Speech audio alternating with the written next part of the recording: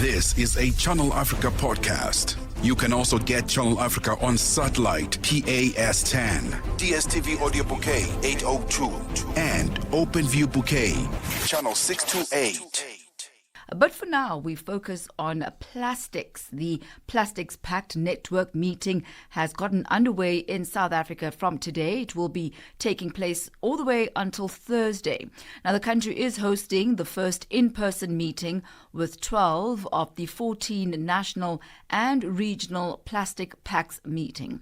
The Plastic Pacts are an example of the public-private partnership which have been adopted by many nations ahead of the United Nations Global Treaty to End Plastic Pollution.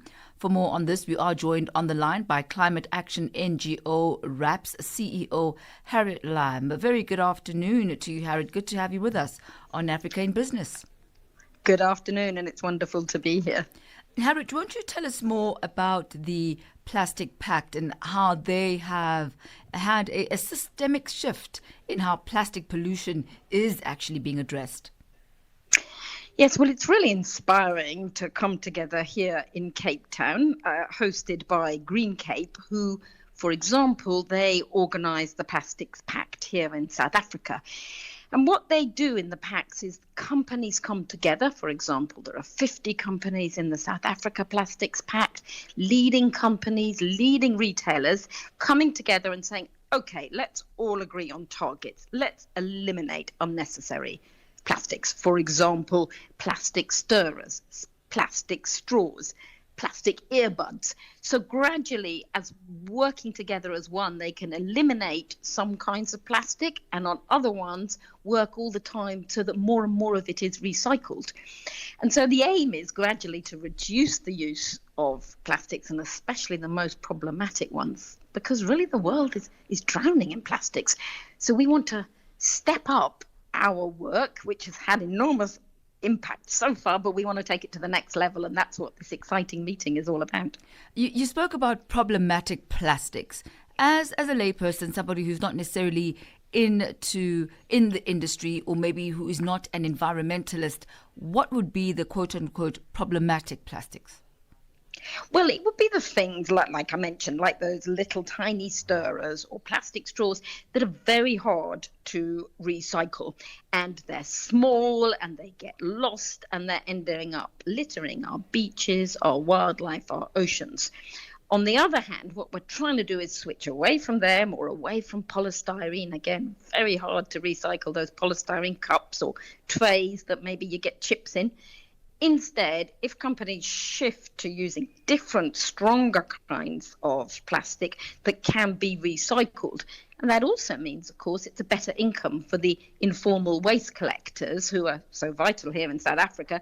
They're going around collecting those bottles, those drinks bottles, and if they're made of that stronger material, then they can be melted down and made back into bottles, more bottles. And it can be a success story. In England, for example, now all our plastic milk bottles, they can just be melted down and made into more plastic milk bottles and go round and round the circle, if you like. And that's the circular economy, where we think there are the jobs of the future, and that we want to think, what can business do more to help accelerate that shift? I think what's quite certain is that recycling is no longer, an anomaly. It really is the norm now. This is just the way that things are done. Well, I think we're on our way. So I think you're really right to say there has been a sea change, actually partly driven by people's outrage that our seas are so full of plastic pollution and the terrible impact people have seen on wildlife. But we still have a very long way to go. In the UK, in South Africa, less than half of our plastic packaging is recycled. So much of it is still ending up in landfill or littering our landscapes. So that's why we need, as you said, we need to make it the norm. And that's about working then together with businesses as well as together with people like you and me, so that we can all make it much more part of our daily life that we don't use those single-use plastic bags, that we don't put our fruit and veg in them in the supermarket, for example. So the Plastics Pact Network meeting that's gotten underway, which are the countries that are involved, which sectors are there, and what are the different roles that the different stakeholders have? Yeah, super interesting. So we have people here from Australia, from Canada, Chile, Colombia, India, Kenya, Mexico, Portugal, Poland, South Africa, the UK, and the USA. So you can see there's, quite a spread in that.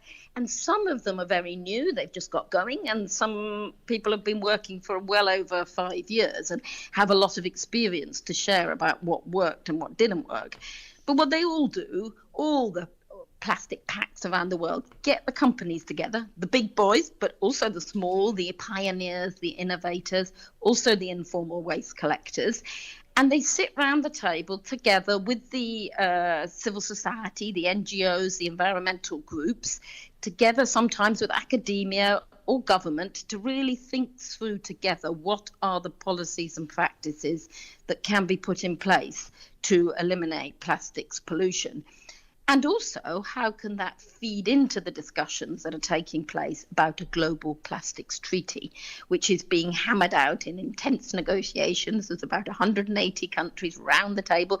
The last meeting was just before Christmas in Kenya to think how can the world come together at a global level to put in place the policies we need. But then, of course, you still have to translate that into action in your company, in your neighborhood, and that's the connection back down to the local level, to all our homes and all our streets and our shops that the plastic packs are doing, trying to make that span across the whole. I mean, what is going to happen inevitably, and it does happen with progress and with just the change of the economy and environmental awareness, that there are businesses that are going to shut down. There are businesses that will no longer be able to have a role in society just because of where the world is moving. Do you think that perhaps plastic might be one of those, that might suffer, that might be the casualties of environmental awareness and climate change and the type of activism that's currently taking place? Well, I think those companies that are careless or are not listening to the outcry will suffer. But the companies that are clever, the companies that have the eye on the future, they're adapting and they're changing now. They're already taking out the worst forms of plastic. They're taking off, to give you an example, on your cold drinks, often you might get the lid might be a particular color. It might be red, blue, green. That's very hard to then recycle because it makes the plastics look muddy colored. So companies have begun switching to making their lids white. It's really simple, but it means the whole thing can be recycled. So the clever companies can see the way they're going to have to move, and they're making that action already now in the plastic packs together, perhaps with people they normally compete with, but saying together, let's make that shift so we create a new market. And we're ready, and we will then survive ahead of the regulation that inevitably will come. And the companies that are closing their eyes and ears to the pollution problem, they may well go down. But the key is that we make sure this transition is a just and a fair transition. And obviously, nowhere could that be more important than, for example, in South Africa or our colleagues here from Kenya or India, because millions of people depend for their livelihood on informal waste collection. And so we have to make sure that in any transition, they're the people who actually gain from increased value, that they could earn more money by recycling, by picking up bottles and recycling, because they will become more valuable if it becomes compulsory or it becomes the norm to recycle your drinks bottles or your plastic milk bottles. And that's really one of the things we're discussing today. How can we make sure that transition is a just and a fair one that actually generates more jobs for the people who need it? How has adaptation been on the rest of the African continent? Which are the countries that seem to be the forerunners in adopting, the sustainable usage of the likes of plastics, and including, polystyrenes as well? Yeah, well, I would say different countries are leading on different topics. And actually, the South Africa was the third country in the world to launch a Plastics Pact. Led here at Green Cape, who really see it as a critical way to drive the green economy, to create jobs and to get investment to flow into that whole sector. So I would say South Africa were definitely early leaders. Kenya and Rwanda have been very interesting because they've banned plastic bags, single-use plastic bags altogether, and in particular in protected areas. So I feel different countries show leadership in different areas, and we want to learn from the best practices and think, how can that be replicated in other countries around the world, but also, of course, by companies who often are working globally, taking those best practice examples. Personally, I'm from the UK. I wish we would follow the lead of Kenya and Rwanda and ban plastic bags completely. I think that would be a good way to go. But some of the problems we're wrestling with are always quite difficult, that the public find it very hard to use refill. They arrive in the supermarket and they've forgotten their containers, so they can't take their rice or the pasta. You and me, we've all been there. And so therefore you're buying it in plastic again.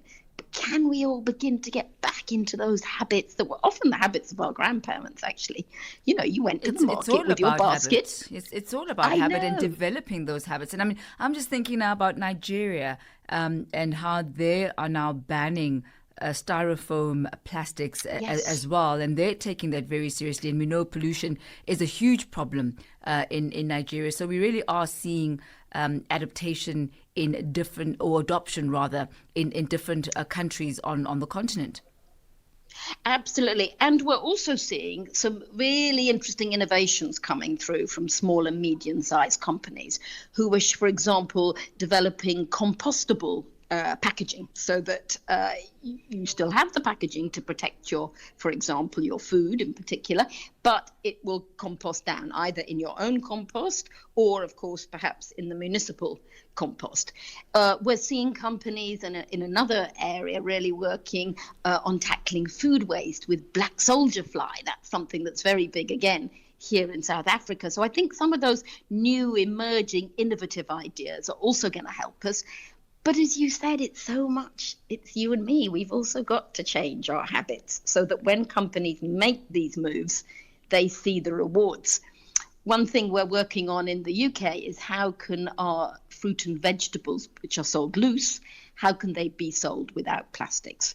Sadly, about 80% of all our fruit and veg in the UK is sold wrapped in plastic.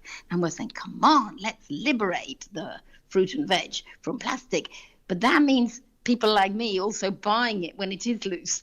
And sometimes the public walks straight past it. They've just got used to it. They've just got used to picking up a bag of onions or a bag of oranges in plastic. And so it's also us learning to change our habits and see that if we want to rid the world of pollution from plastics, if we want to save the animal life and the sea life, then we also have to change our habits. We certainly do. We're going to let you go in just a moment, Harriet, but I really want to find out more about WRAP. Tell us more about that, who you are, the type of work that you do as a climate action NGO, and then maybe also about some of the things that you will be doing while you are in South Africa, perhaps any other visits that you'll be undertaking on the rest of the African continent. Oh, thanks so much. So yes, WRAP, the Waste Resources Action Programme, we've been working for 20 years to end waste in plastics, as we've been discussing, but also in food and textiles, and really promoting this idea of a circular economy where we live within the means of one planet, and that companies can still thrive, but they're not making money from selling us more stuff. They're making more. Their income perhaps depends more on offering new services.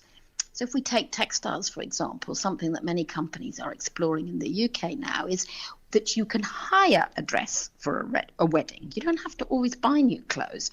Or, for example, that you buy pre-loved on eBay, or we have these new websites, Vinted and Depop, coming up, where people buy pre-loved clothing and begin to see that that can actually be cool and hip and trendy. So trying across those different parts of our lives to help make it easier, as cheap, as convenient, for you and me to live our lives with less waste in plastics, food and textiles, and for companies that are showing the way with the circular economy to thrive and to generate jobs, the jobs of the future in the circular economy.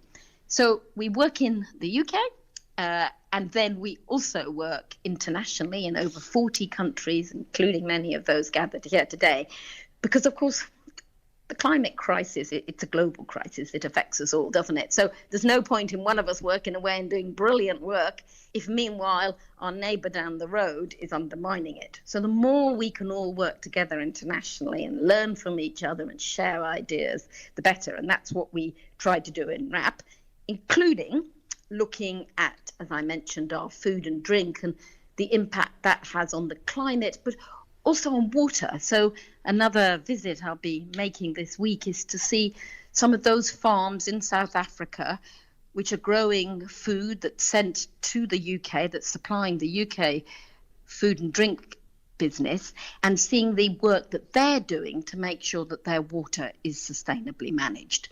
And we work on that together with WWF South Africa, who are fantastic partners, on working together on how do we improve sustainable water management. Absolutely amazing stuff, amazing work that you're doing. As you say, it makes no difference if one area is going to succeed on its own. In order for climate change to be sustainable, it's a global problem, and therefore it needs a global approach. From South Africa, anywhere else on the African that you'll be touching base this time around? Yes, I'm very lucky. I'm then going to Kenya, where again, looking at work we're doing with WWF Kenya in that case, on again farms supplying the UK food and drink companies, and to see again what they're doing to better manage the water, and then also meeting in particular the companies working on textiles. So many textiles are exported from Europe and come to Kenya, to Ghana, other countries within Africa. And the question is, how are they best sorted? What is the quality of those textiles? Are they helping support livelihoods, or is sometimes the quality not good enough? And what can we do to really address that? So I've really come to look and learn from those companies that are really pioneering how we best can ensure, again, that textiles keep going round and are used until really they can't be used any longer, but then they are disposed of safely. And that's what I'll be so excited to be learning. And then finally, there's a big meeting in Kenya of the United Nations Environment Programme. It's their big assembly, and they'll be discussing plastics again. So I'm very pleased to be going to hear those international discussions at the United Nations. I'm sure, Harriet, that when you go to bed at night, the only thing you dream of are plastics. It's all about... That would be very bad. It's all about plastic. That would be a nightmare. As long as you're not suffocating in the plastics, I think it's okay. Maybe if you are the superhero and you're the one who's eliminating all the plastics on the globe, maybe that's a much better dream to have. I wish, but there are superheroes who are eliminating it, including in South Africa, who are deeply inspirational. And that's why I can sleep at night, knowing all the amazing work that those people are doing. Oh, awesome. Lovely chatting to you, Harriet Lamb. All the best with the Plastics Pacts Network and the summit that starts today. Well, it's underway in South Africa and will be in progress until Thursday. That podcast was courtesy of Channel Africa, the African Perspective.